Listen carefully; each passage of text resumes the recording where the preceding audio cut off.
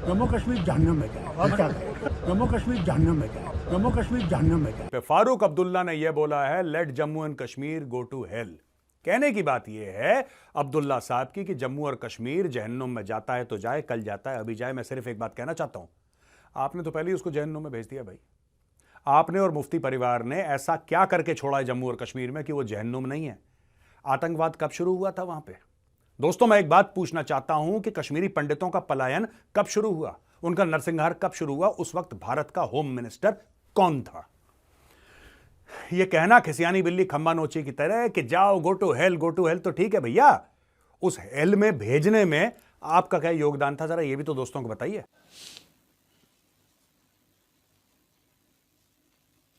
जय हिंद दोस्तों, फारूक अब्दुल्ला साहब ने अभी स्टेटमेंट दिया कि जहन्नुम में जाए कश्मीर।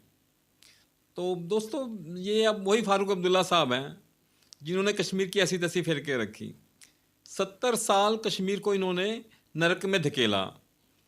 अपने टाइम में ये पूरा उग्रवाद को सपोर्ट करते रहे इंटरनल।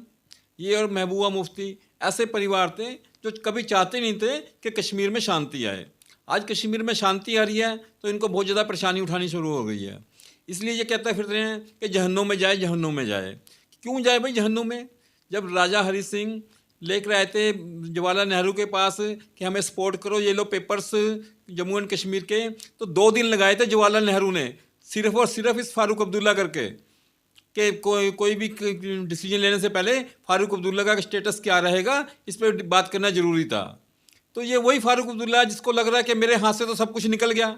आज तक ये राजाओं की ज़िंदगी जीते रहे वहाँ पे, वहाँ कश्मीर के मासूम बच्चों को भड़काते रहे, पत्थरबाजी कराते रहे, वहाँ के पंडितों का विस्थापित कराया इन्होंने, वहाँ से लोगों को भगाते रहे। ये लोग चाहते रहे, इतने महलनुमा मकान बना के बैठे हुए हैं, प्रॉपर्टियाँ हड़प के बैठे हुए हैं, और किसके नाम पर? कश्मीर के नाम पर। आज इनको लग रहा है कश्मीर में धारा 370 खत्म हो गई है तो इनका राजपाठ अब जाता लग रहा है, तो इसलिए ये लोग परेशान होने शुरू हो गए। सुप्रीम कोर्ट में इन्होंने याचिका भी दायर की, 20 से अधिक याचिका दायर की। पीछे इनके जो कांग्रेस, इनकी सहयोगी पार्टी है, वो भी लगी हुई थी, क्योंकि ये हैं तो सारे ना बेसिक एक ही कुनबे के हैं ना सारे। ये मैं कहना नहीं चाहता बार बार, ये सारे हैं तो मुसलमान, ये चाहते नहीं हिंदुस्तान की भलाई। फारूक अब्दुल्ला साहब हुए, मुफ्ती हुई, और ये कांग्रेस एंड पार्टी, ये भी इंटरनल तो वही लोग हैं ना। यही चाहते हैं ये लोग कि नहीं जी नहीं, कश्मीर में शांति नहीं होनी चाहिए, लाल चौक पर तिरंगा झंडा नहीं फहरा सकते, तिरंगा झंडा के नाम पर घर में जाकर दुबक जाओ, ये नहीं होगा वहाँ पे। आज जब सारी चीज़ें इनके बातों के विपरीत चल रही हैं तो इनको परेशानी हो रही हैं, कभी इधर भाग रहे, कभी उधर भाग रहे। अब सुप्रीम कोर्ट में गए, सुप्रीम कोर्ट ने भी जब डिसीजन दे दिया, कम से कम उसकी तो इज्जत का ख्याल कर लो। उसके बाद भी कहते हैं नहीं नहीं हमारा संघर्ष जारी रहेगा। करते रहो संघर्ष, फिर तुम लोग भड़काते रहो लोगों को। पर लोग समझदार हो गए हैं, लोग जानते हैं, मुसलमान भी इतना बेवकूफ़ नहीं रहा जो आपकी बातों में आ जाएगा। अब जब शुरुआत में आपने लोगों ने नजायज़ फ़ायदा उठाया, 2-2, 400 रुपये दे के बच्चों से पत्थरबाजी कराई, सेना के ऊपर करवाई, वहाँ के लोगों को जो रह रहे थे, अदर्स कम्युनिटी के लोग थे, हिंदू मुस्लिम के अलावा जो अदर कम्युनिटी के लोग थे, उनको वहाँ से आप लोगों ने भगाया। अब वही चाह रहे हैं आप कि मेरा राजपाट काम रहे। बेसिकली आप चुन के आए हुए प्रतिनिधि के रूप में के अलावा इंटरनल आप क्या हो वो भी दुनिया जान चुकी है। कि आप ये मत सोचिए कि आप एमपी के तौर से यहाँ पर बैठे हैं तो दुनिया आपको नहीं जानती कि आप इंटरनल क्या आते हैं। दुनिया जान चुकी है फारूक अब्दुल्ला साहब, दुनिया बहुत बदल चुकी है। सारा कुछ जो आपके टाइम पे यहाँ पे जितनी घटनाएं घट रही थी, अब शांति प्रिय हो गया। उसके बावजूद भी आप धमकियाँ दे रहे हैं कि अभी तक टूरिज्म पे उन्होंने हमला नहीं किया, तो आप उकसा रहे हैं ना उनको बेसिकली इंटरनल कि ये टूरिस्टों पे उन्होंने अभी तक हमला नहीं किया। अगर हमला कर देंगे तो सारा टूरिस्ट वो हो जाएगा जिसकी ये लोग बीजेपी दुआई फिरती कि जी वहाँ पे टूरिज्म बढ़ गया है। आप उकसाना बंद कीजिए इंडायरेक्ट वे में लोगों को, ये ठीक नहीं है आपके लिए। पता नहीं देश का कानून क्यों सोता रहता है, अपने आप सू को नोटिस क्यों नहीं लेता ऐसे लोगों के ऊपर कि जो देश को, जनता को भड़काने का काम कर रहे हैं। इस समय शांति जिनको हजम नहीं हो रही, देश को तोड़ने का काम करते हैं इंटरनल, ऊपर से ये चोला ओढ़ के बैठे रहते हैं। नहीं जी नहीं, हम तो हिंदुस्तान के साथ हैं, हिंदुस्तान के साथ है। ना तुम हिंदुस्तान का कानून मानने को तैयार होते हो, ना उसकी पार्लियामेंट की बात मानने को तैयार होते हो। किस तरह से आप लोग साथ हो? लोगों को तुम अलग भड़काते हो, तो ये ठीक नहीं फारूक अब्दुल्ला साहब। अब माफ़ी आप 50 बार ही मांगते रहो कि नहीं मैंने तो ये ऐसे बयान दे दिया था, वैसे बयान दे दिया था, तो ऐसा कुछ नहीं। लेकिन जो आपके दिल की बात थी वो आ गई। आपका भला होना चाहिए, कश्मीर जाता है भाड़ में तो जाता रहे। सुन लेते हैं इन्होंने सफाई में तो के तौर पर इन्होंने क्या बयान दिया है, वो भी सुन लेते हैं दोस्तों। जम्मू कश्मीर जहन्नम में गया और क्या करें? जम्मू कश्मीर जहन्नम में गया। जम्मू कश्मीर जहन्नम में जाए। आप जानते हैं कि हमने पहले ही आपके सामने रखा और आप उसको जहन्नम की तरफ ले जा रहे हैं। जो जन्नत जो है उसके लिए तो कुछ नहीं किया जा रहा। अगर फिर दोस्त बर रोए ज़मी अस्त, हमी अस्तो हमी अस्तो हमी अस्त। If there is a heaven on this earth, it is here, it is here, it is this. आप बताइए जन्नत के लिए क्या किया? इलेक्शन अभी तक आप नहीं कर रहे हैं। सारी रियासतों में इलेक्शन कर रहे हैं। हमारा क्या गुनाह है? हम किसी और देश के साथ खड़े नहीं रहेंगे, मगर हमारी भी तो इज्जत कीजिए, हमारे दिल को भी तो जीतने की कोशिश कीजिए। और तो मैं कुछ नहीं कहता, इसीलिए वो अल्फाज मैंने इस्तेमाल किए। ये आपके सामने क्लैरिफिकेशन दे रहा हूँ। जहन्नम में जाए, आपने ऐसा क्यों बोला?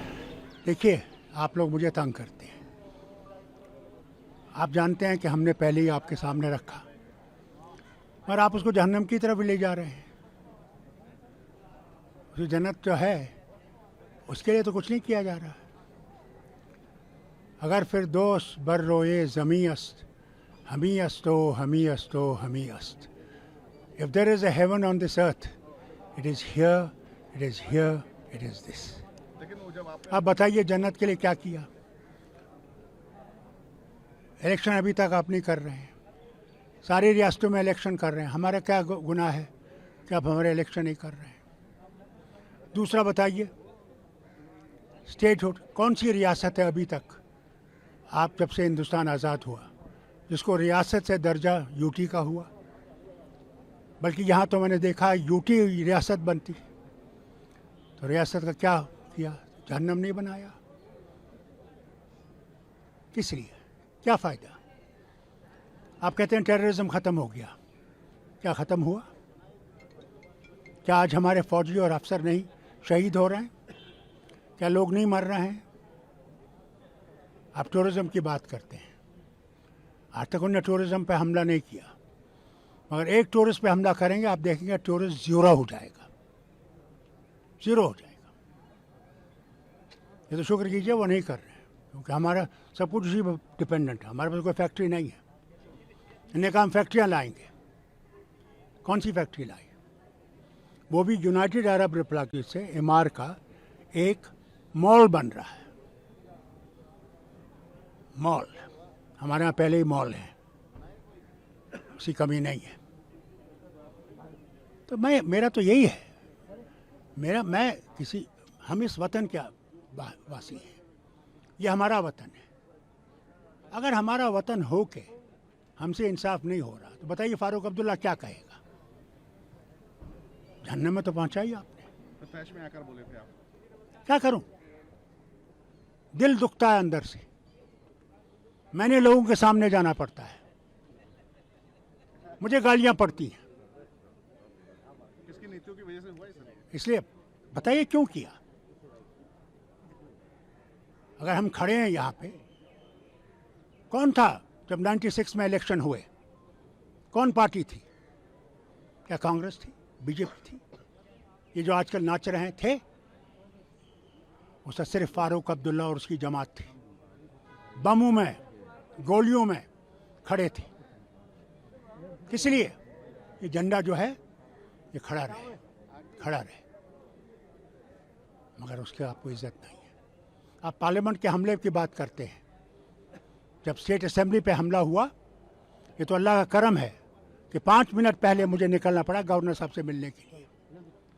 40 लोग मर गए। क्या उसका कहीं मेंशन आता है? कोई बोलता है?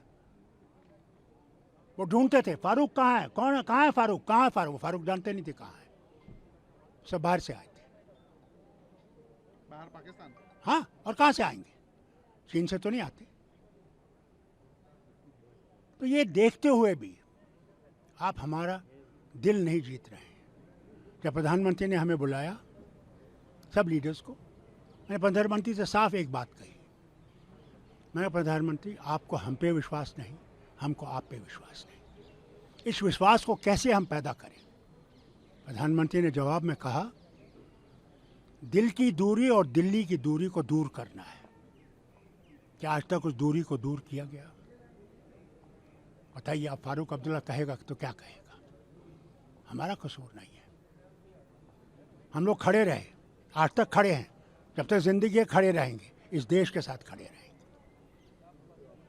हम किसी और देश के साथ खड़े नहीं रहेंगे, मगर हमारी भी तो इज्जत कीजिए, हमारे दिल को भी तो जीतने की कोशिश कीजिए। और तो मैं कुछ नहीं कहता, इसीलिए वो अल्फाज मैंने इस्तेमाल किए।